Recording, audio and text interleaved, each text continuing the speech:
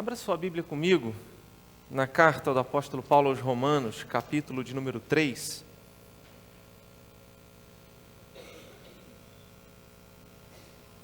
Romanos 3, verso 9.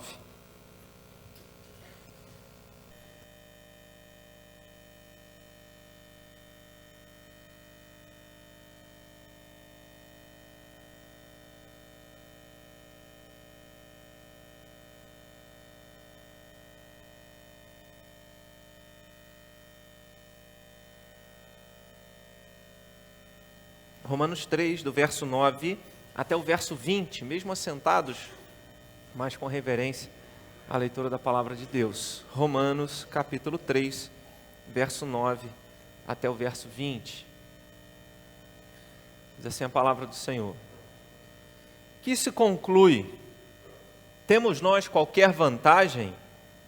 Não, de forma nenhuma, pois já temos demonstrado que todos, tanto judeus como gregos, estão debaixo do pecado. Como está escrito, não há justo, nenhum sequer. Não há quem entenda, não há quem busque a Deus. Todos se extraviaram, a uma se fizeram inúteis. Não há quem faça o bem, não há nenhum sequer. A garganta deles é sepulcro aberto. Com a língua urdem engano, veneno de víbora está nos seus lábios. A boca eles a têm cheia de maldição e de amargura. São os seus pés velozes para derramar sangue. Nos seus caminhos há destruição e miséria. Desconheceram o caminho da paz. Não há temor de Deus diante de seus olhos. Ora, sabemos que tudo o que a lei diz, aos que vivem na lei, o diz para que se cale toda a boca e todo o mundo seja culpável perante Deus, visto que ninguém será justificado diante dele por obras da lei, em razão de que pela lei vem o pleno conhecimento do pecado. Que Deus nos abençoe na meditação da sua palavra. Quando alguém está doente, mas não reconhece que está doente, dificilmente ele vai procurar um médico. Mas quando a pessoa reconhece que há um problema, há uma grande possibilidade dela procurar um tratamento. Se tratando não apenas de questões físicas, questões emocionais também. Vários tipos de problemas psicológicos só funcionam se a pessoa quiser. Não tem como você obrigar alguém a procurar um tratamento psicológico, uma terapia. Não tem como você obrigar alguém a procurar esse tipo de tratamento, é necessário que a pessoa queira. Mas para que ela queira isso, é necessário que ela reconheça que precisa de ajuda. Então, enquanto a pessoa não reconhece a si mesma como enferma, ela não vai procurar um médico. O primeiro passo, então, para qualquer tipo de tratamento, é reconhecer que há uma necessidade. Eu penso que isso, não apenas no sentido de achar, mas de ter a certeza de que essa é uma verdade também espiritual. Quando nós olhamos para nós mesmos, entendendo a nossa fraqueza, as nossas limitações, a enfermidade chamada pecado no coração do ser humano, nós buscaremos solucionar esse problema. E aí sabemos que a palavra de Deus nos mostra o caminho da solução do problema do pecado. Porque se a gente não olhar para nós mesmos, entendendo que nós somos miseráveis, que nós somos pecadores, carentes da glória de Deus, a gente nunca buscaríamos o perdão de Deus. É certo que o ser humano sem Deus está morto no seu pecado, ele não consegue enxergar isso. É necessário então que Deus mostre a ele o seu próprio pecado. E aí eu fico pensando que se alguém chega a reconhecer a sua própria falta, o seu próprio erro, é porque antes de tudo houve uma ação de Deus na vida dessa pessoa. Porque ela jamais iria reconhecer o seu erro, a sua falta, se não fosse uma ação de Deus no coração dela. Quando Paulo prega esse sermão chamado Carta aos Romanos, onde o conteúdo dessa carta nos apresenta sobre a necessidade da fé para a salvação.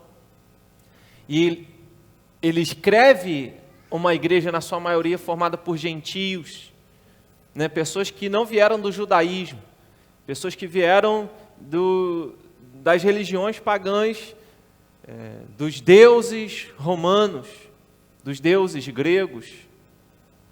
E aí Paulo escreve para mostrar que todos os seres humanos, não apenas os judeus, mas também os gregos, e aí que entenda-se os gentios, ou seja, todas as outras nações, além dos judeus, todos eles tiveram o testemunho de que há um Deus poderoso. E aí no capítulo 1 ele mostra isso. E ele diz que desde o início, desde o princípio, o eterno, verso 20 do capítulo 1, o eterno poder e a divindade têm sido claramente reconhecidos por causa da criação.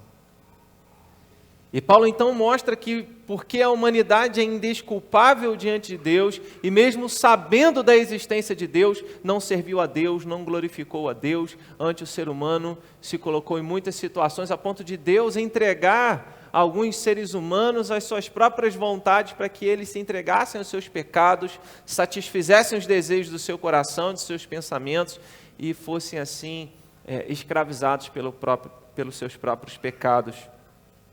Paulo então ele mostra que se tanto o judeu como o gentio, as outras nações, as outras pessoas de uma forma geral, estão sujeitas ao pecado, que vantagem teria o judeu? Porque o judeu se arvorava, não, nós recebemos os oráculos de Deus, que eram as revelações, né? Todas as profecias, as promessas, veio através do povo judeu, também o sinal da aliança, que era a circuncisão. A ponto de você ler já no capítulo de número 2, do verso 25 ao 29, o apóstolo Paulo falando assim, olha, não adianta de nada, porque circuncisão não é aquela que é feita na carne, mas a circuncisão verdadeira, ou seja, o sinal da aliança com Deus, é aquela que é do coração.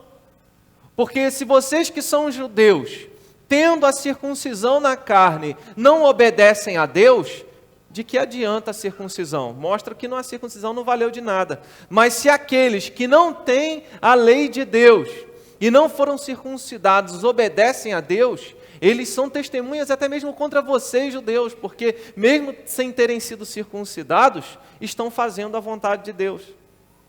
Aí a gente traz para nós, né?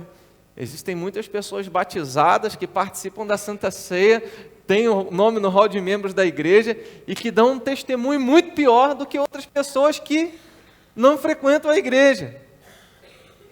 E aí Paulo está dizendo, olha, de que vale isso? Aí ele está usando esse argumento para mostrar que todos os seres humanos, ou seja, aqueles que estão dentro da igreja são pecadores. Aqueles que estão fora da igreja também são pecadores. Porque muitas pessoas fora da igreja usam esse argumento, ou usam algumas pessoas que saem da igreja usam esse argumento. Ah, para estar na igreja tal é melhor ficar fora da igreja, porque o que tem de gente fazendo coisa errada. Mas a Bíblia nos aponta de que todas as pessoas, não é porque os judeus tinham a lei, tinham a circuncisão, que eram santos, e os gentios, os gregos, que não tinham a lei nem a circuncisão, eram pecadores. Não, Paulo está dizendo que todos somos pecadores. E aí ele diz que se conclui, temos nós qualquer vantagem? Ele como judeu, ele usa a primeira pessoa do plural, então ele diz, olha, eu tenho alguma vantagem de ser judeu, de ter sido ensinado desde a infância a palavra de Deus, ter sido circuncidado? Ele falou, não, de forma nenhuma. Pois já temos demonstrado que todos, tanto judeus como gregos, estão debaixo do pecado. E aí Paulo então está falando sobre essa corrupção geral, a maldade, a prática geral do pecado. E é isso que a gente pensa, que eu quero pensar com os irmãos nessa manhã, né? Sobre a nossa inclinação para o pecado, sobre a maldade que há no nosso pensamento, no nosso coração. Lembrar disso é bom, porque muitas vezes nós achamos melhores do que outras pessoas. E para os judeus, na época de Paulo, que se achavam melhores do que os outros seres humanos, como aquela parábola que Jesus conta do fariseu que foi ao templo orar, e ele orava de si para si mesmo, dizendo, Senhor, obrigado, porque sou teu servo, dou o dízimo de tudo quanto ganho, né? Estou na tua casa, jejuo não sei quantas vezes por semana. E aí ele volta para casa sem o perdão de Deus porque exaltou a si mesmo. Reconhecer a nossa pecaminosidade, reconhecer que nós estamos inclinados ao mal é extremamente importante. A teologia chama isso de depravação total. É interessante que quando alguns irmãos estão se preparando, seminaristas estão se preparando para serem examinados ao exame do presbitério, para serem candidatos ao sagrado ministério, ao ministério pastoral. E aí, geralmente os pastores, na hora da sabatina, perguntam, o que é depravação total? E a resposta é, na maioria das vezes, porque esquece os detalhes, fala, porque o homem é totalmente depravado. Quando a gente usa uma expressão assim, dá a ideia de que todos os nossos pensamentos, tudo aquilo que nós fazemos seria completamente ruim. Mas a gente sabe que existem muitas pessoas boas, pessoas que fazem o bem, pessoas que ajudam umas às outras. Então, como entender essa expressão da teologia que diz depravação total, ou seja, mostrando que a nossa inclinação para o pecado é insuficiente para satisfazer a justiça de Deus, a nossa obediência é insuficiente para satisfazer a justiça de Deus, e seja um pecadão ou um pecadinho, isso nos torna indignos da graça, nos torna indignos do perdão, nos torna indignos da misericórdia divina, nos torna indignos do céu, da salvação. E aí nós entendemos que se nós podemos ter a esperança do céu, não é algo que vem das nossas próprias atitudes, mas que vem da graça de Deus. Aí se você observar do verso 9, no finalzinho, e do verso 10 ao 18, Paulo ele está citando vários salmos, vários textos do Antigo Testamento. Na sua Bíblia, se tiver aquelas notazinhas de rodapé, você vai encontrar essas referências. Aqui para mim aparece Salmo 14, verso 1 e 3, Salmo 53, verso 1 e 3. Em relação ao verso 13, aparece o Salmo 5, verso 9.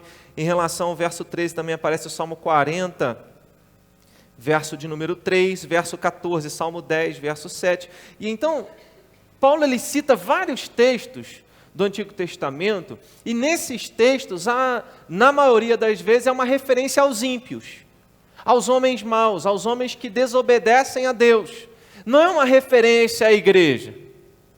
Mas Paulo aqui, ao escrever à igreja que congregava em Roma, ele está escrevendo e aplicando a ideia de que os salmistas expressaram em relação às pessoas ímpias, que não temiam a Deus, ele coloca isso para todas as pessoas, tanto para judeus quanto para os gentios. Então a visão que o Novo Testamento traz a respeito da pecaminosidade humana é que essa maldade, esse pecado no coração humano alcançou não apenas as pessoas que estão fora da igreja, mas dentro da igreja. Alcançou todos os seres humanos. Então a doutrina da depravação total revela que todos nós somos pecadores. E aí, como ele usa a expressão no verso 9, na parte B, no finalzinho, ele diz: tanto judeus como gregos estão debaixo do pecado, e estar debaixo do pecado é, ainda que haja em nós um desejo de fazer a vontade de Deus, há em nós uma incapacidade para fazer isso. Paulo ele vai tratar essa ideia de forma mais precisa, mais clara, no capítulo de número 7 dessa mesma carta. Ele diz: o bem que eu quero fazer eu não consigo fazer, e o mal que eu não quero fazer, isso eu acabo fazendo. Mostrando que em nós há uma força que nos impulsiona a desobedecer a Deus. Já reparou? Não sei se você já conheceu alguém assim, e é possível que eu com certeza já fiz isso. Aquela ideia, eu não estou com vontade de fazer isso.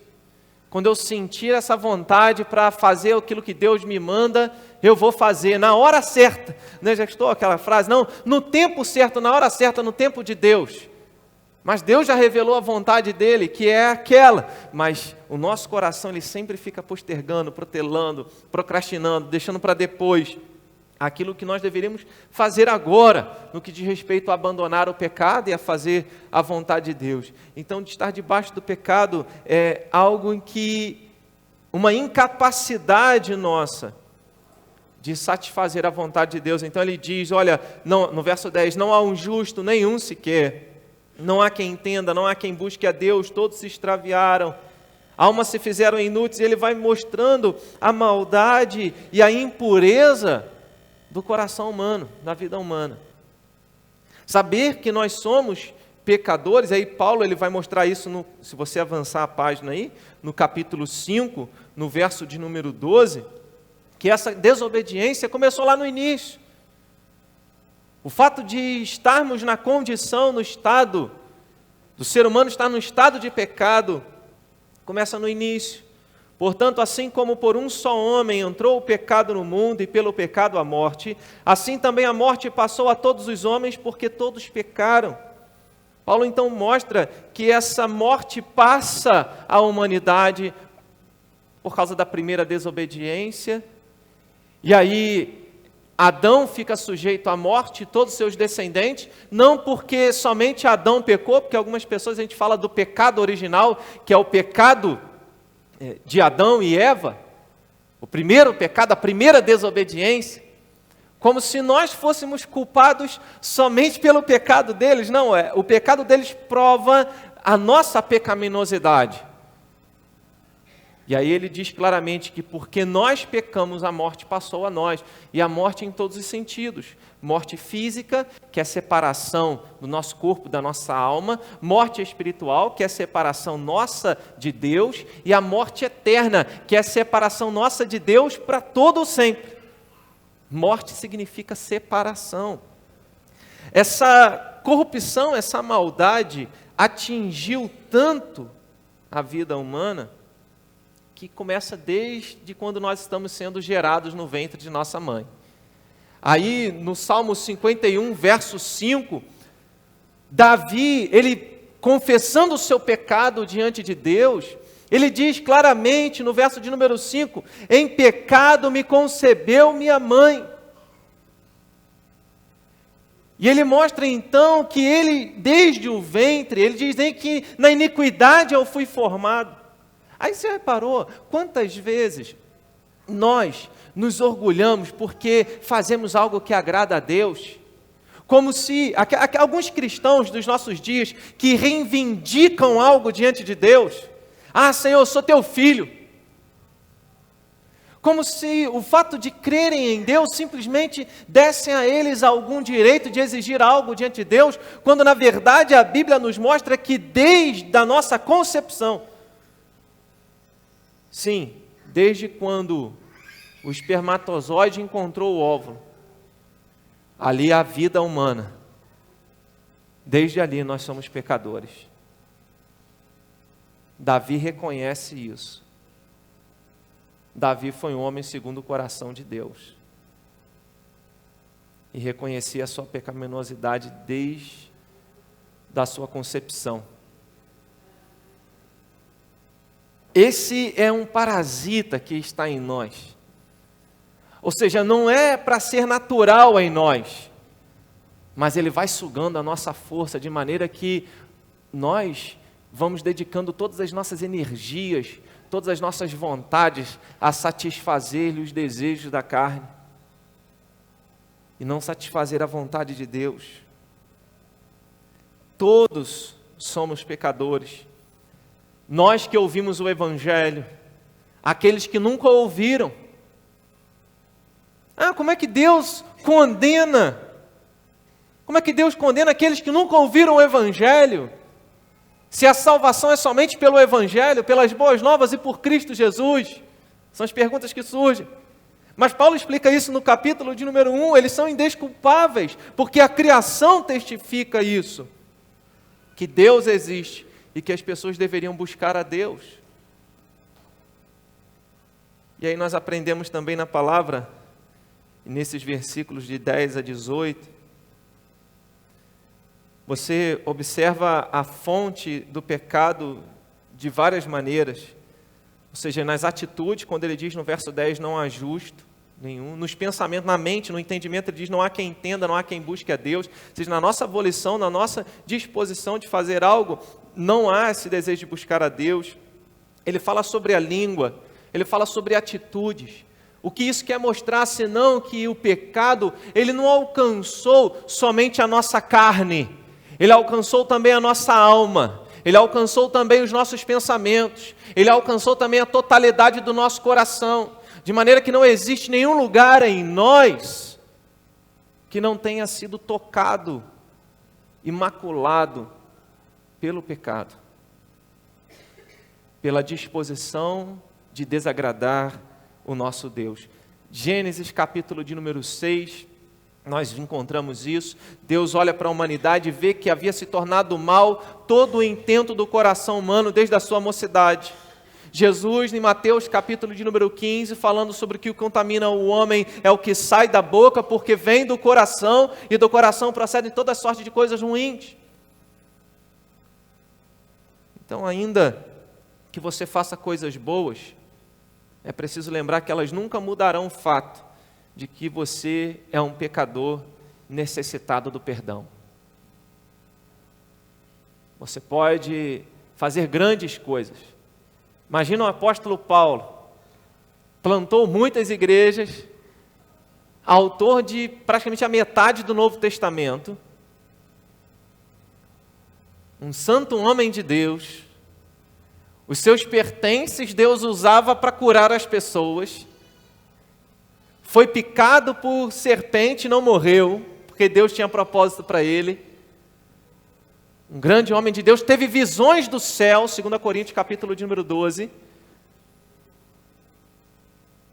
Mas é um homem que olha para si mesmo e diz que Jesus morreu para salvar os pecadores, dos quais ele era o principal. Porque quanto mais perto de Deus, mais consciente da santidade de Deus, mais consciente nós nos tornamos de quem somos, pecadores, completamente falhos. O profeta Isaías, no capítulo 64, verso 6, ele disse que o povo, ele disse a respeito do povo de Deus, que todas as justiças que o povo praticava, todas as obediências que o povo dava e prestava a Deus, não passavam de trapo de imundícia. Porque juntamente com as justiças havia o pecado. Efésios capítulo 5, verso 24, verso 27, o apóstolo Paulo, ele lembra que Jesus está preparando a sua igreja para apresentar essa igreja a ele como uma igreja santa, pura e sem mácula. Mas até esse dia chegar, o dia de Jesus Cristo, o dia da volta dele, segundo Filipenses 1:6, ele não vai completar essa obra só nesse dia. Até lá ainda nós temos que carregar um velho homem, que nós precisamos abandonar, mas Paulo ele diz, quem me livrará do corpo desta morte? Ele estava falando do velho homem que ele ainda tinha que sentia carregando muitas vezes nas suas costas. A depravação total, além de revelar que todos os seres humanos são pecadores, desde a infância até a morte, em todas as áreas, sejam nas atitudes, nas palavras, nos pensamentos, ou até mesmo naquilo que deixamos de fazer. A depravação total revela também que nós somos culpados. Verso 19, ora, sabemos que tudo que a lei diz aos que vivem na lei, o diz para que se cale toda a boca, e todo mundo seja culpável perante Deus. Então aquela história de que eu não mereço isso, de que eu não mereço aquilo, de que eu não posso passar por isso ou passar por aquela outra situação, não cabe a nós.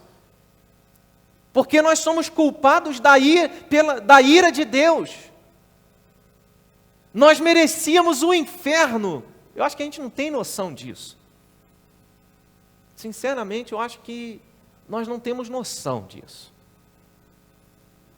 Porque se nós tivéssemos noção de para onde nós iríamos, que era o inferno, e quão terrível é o inferno,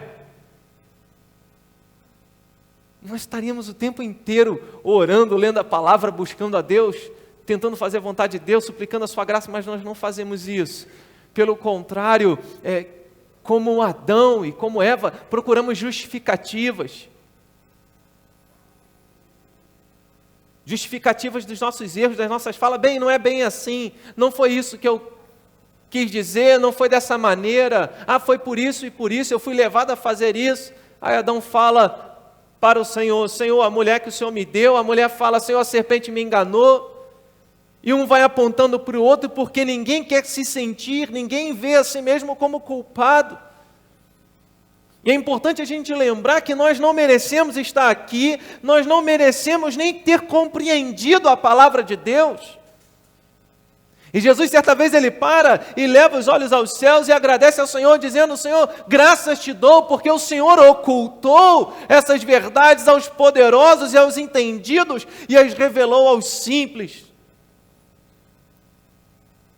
Se nós conhecemos o amor de Deus, se nós temos entendido, não é porque nós merecemos, é porque Deus é gracioso.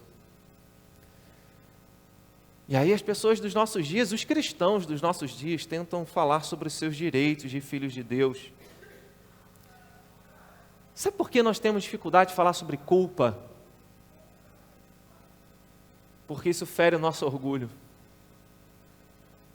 Porque algumas pessoas têm dificuldade de aceitar a doutrina da depravação total, ou seja, que em nós a inclinação é para fazer o mal e não o bem, que se Deus não agir em nós, nós jamais buscaremos a sua presença e faríamos algo que o agrade.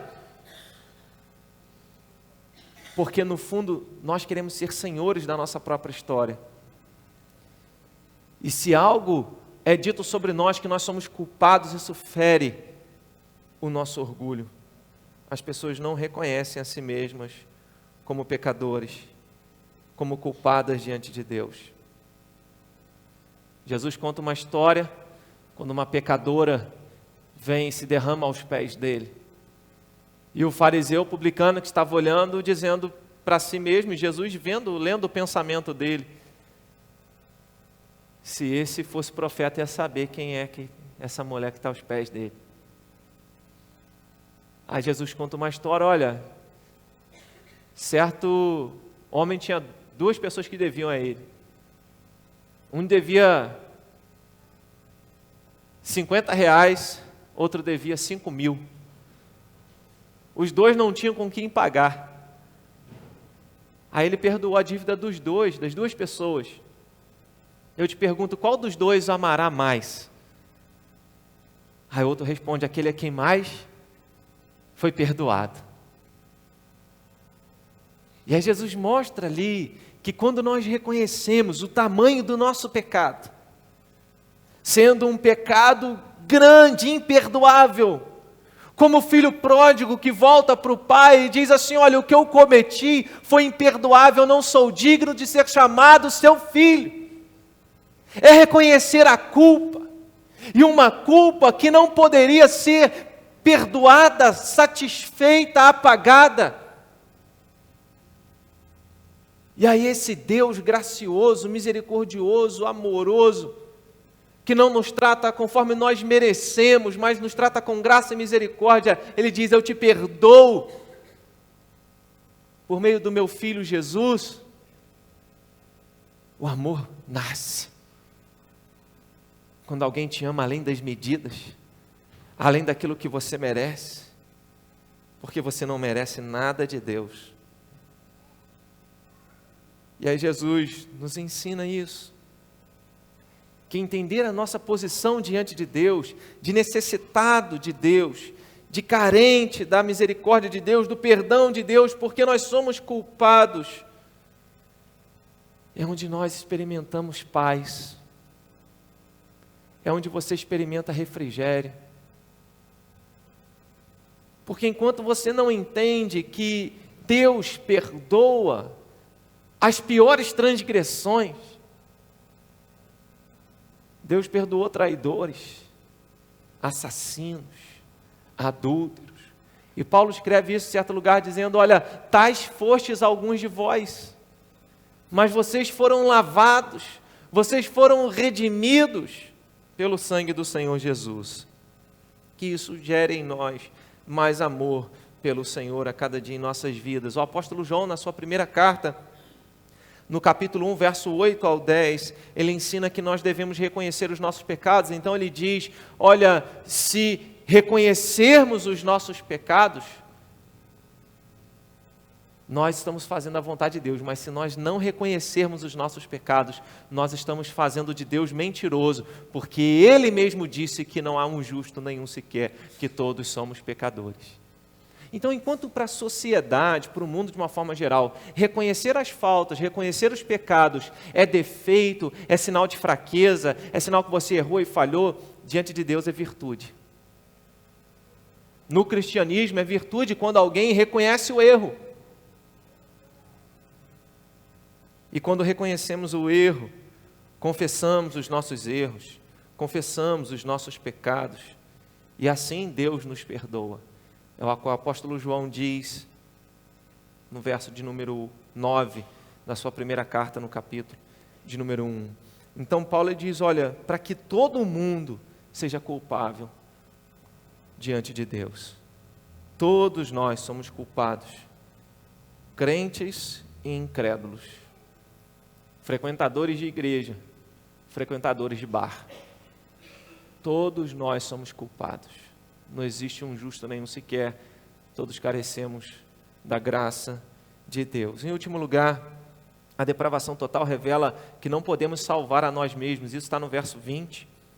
Visto que ninguém será justificado. Quando você lê no Novo Testamento, na maioria das vezes a palavra justificado significa perdoado.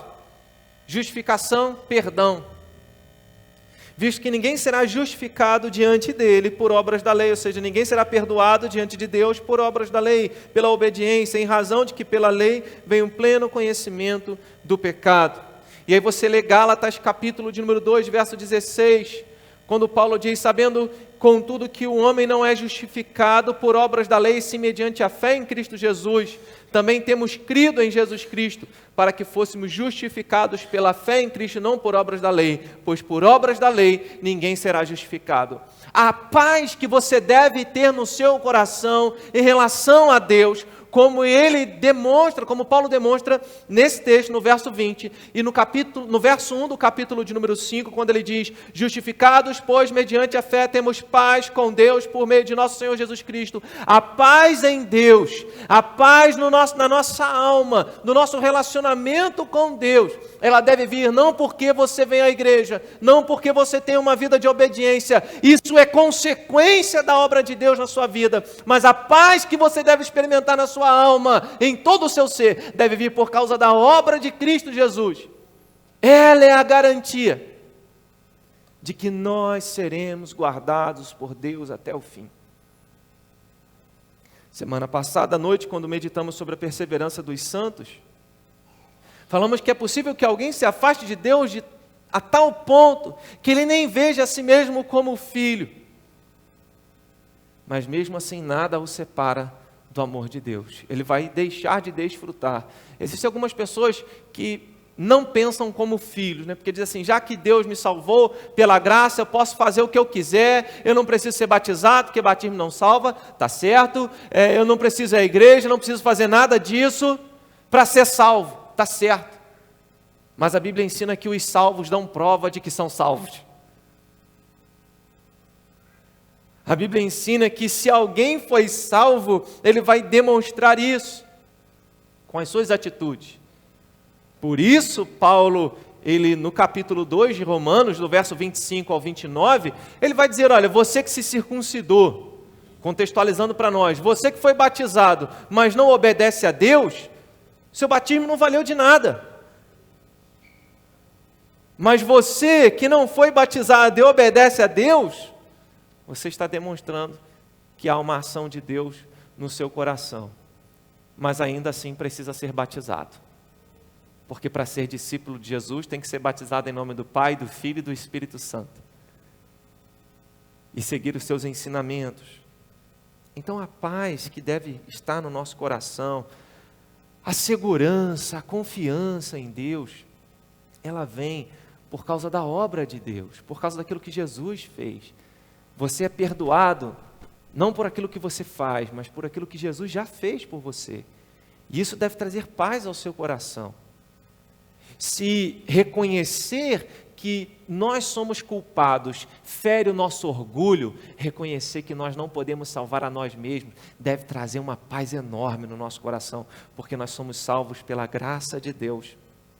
O anjo falou isso em sonho para José, quando José sonhou, e o anjo disse para ele: José, olha, não tenha medo receber Maria como sua esposa, porque o que nela foi gerado é do Espírito Santo de Deus. Ele salvará o seu povo dos pecados deles. O anjo já havia dito para José em sonho que Jesus veio para salvar o povo dele dos pecados dele. Jesus disse em João 14,6 que Ele é o caminho. Jesus diz em Lucas 19,10 que Ele veio buscar e salvar o perdido. Paulo escreve a Timóteo na primeira carta, no capítulo 2, verso 5, que Jesus é o único mediador entre nós e Deus. É para te lembrar que você não pode salvar você mesmo, que você precisa de Deus para ser salvo, que você precisa da obra de Jesus. E aí Apocalipse 7, verso 14, João vê uma multidão no céu, de roupa branca, e aí pergunta: quem são esses? Alguém pergunta para João: quem são esses? De onde vêm? João fala: Senhor, o Senhor sabe. Aí a resposta é, Apocalipse 7, 14, são estes que lavaram as suas vestes no sangue do Cordeiro, razão porque se acham diante do trono de Deus de dia e de noite, e o servem de dia e de noite pelos séculos dos séculos. Para estar diante de Deus no céu, é necessário lavar as vestes no sangue do Cordeiro. Você já lavou as suas vestes no sangue de Jesus? Você já creu em Jesus como seu Senhor e Salvador? Você confia verdadeiramente que é pela obra dele que você pode ter paz no seu coração? Ou você está inquieto, ansioso, angustiado, porque você falha muitas vezes? Que a sua confiança esteja em Deus somente. Eu quero encerrar, irmãos, dizendo o seguinte: que compreender que nós somos pecadores e imerecedores da salvação, porque é isso que a doutrina da depravação total quer mostrar, que nós somos pecadores na totalidade do nosso ser, e que nós não merecemos a salvação e nem podemos salvar a nós mesmos. Isso deve nos levar, primeiro, a nos arrepender dos nossos pecados. O pecado, ele vem, até sem você querer. Mas se arrependa dos seus pecados. Confesse os seus pecados ao Senhor. Não tenha vergonha de confessá-los e tenha sinceridade em se arrepender deles. Segundo, abandone o seu orgulho espiritual, de achar que você, por vir à igreja, é melhor crente do que o outro que não vem. Abandone o orgulho espiritual de achar que porque você ora 10 minutos por dia é melhor crente do que aquele que ora 5. Abandone o orgulho espiritual de medir os outros crentes pela sua espiritualidade. Já imaginou se Jesus fosse medir você pela espiritualidade dele? Ele não fez isso. Então essa doutrina leva a gente a baixar a bola e a deixar de lado o nosso orgulho espiritual. Terceiro, essa doutrina deve levar você a confiar no que Jesus fez para a sua salvação e não naquilo que você faz. E aí quando você confia verdadeiramente naquilo que você faz, podem vir as lutas. Mas mesmo nas lutas, você sabe que nada vai te separar do amor dele. E aí você experimenta essa paz, porque quando, ainda que você caia, ele te levanta. Ele não te deixa caído. E por fim, essa compreensão, irmãos, deve nos levar a louvar a Deus pela graça dele. Enquanto que para uns, essa ideia, esse ensinamento, fere o orgulho e rouba a responsabilidade humana, não é o que eu estou dizendo, nós somos responsáveis ainda por aquilo que devemos fazer, que Deus coloca diante de nós, que é a sua palavra. Mas entender essa doutrina, que nós não podemos salvar a nós mesmos, entender tudo isso que já foi falado, deve nos levar a louvar a Deus, a encher o nosso coração de alegria, a amar a Deus mais e mais. Já entendeu isso? Que ver você como pecador te aproxima mais de Deus? Revela a sua fraqueza diante das pessoas, mas te aproxima tanto de Deus. Então Paulo, ele diz na segunda carta aos Coríntios, no capítulo 12, ele diz: eu vou me satisfazer então nas minhas fraquezas, porque quando eu sou fraco, então é que eu sou forte. Feche seus olhos, vamos falar com o Senhor. quero te dar um tempinho para você refletir sobre os seus pecados e confessá-los diante de Deus. E eu vou fazer isso também com os meus.